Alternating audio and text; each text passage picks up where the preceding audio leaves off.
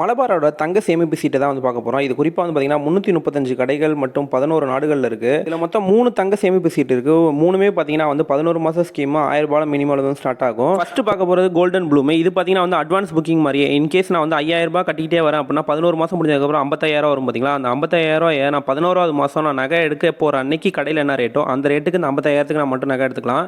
So அதுதான் பார்த்தீங்கன்னா அந்த கோல்டன் ப்ளூம். இதில் வந்து பார்த்தீங்கன்னா அரௌண்ட் 18% வரைக்கும் எந்த ஒரு சேதாரமும் கிடையாது.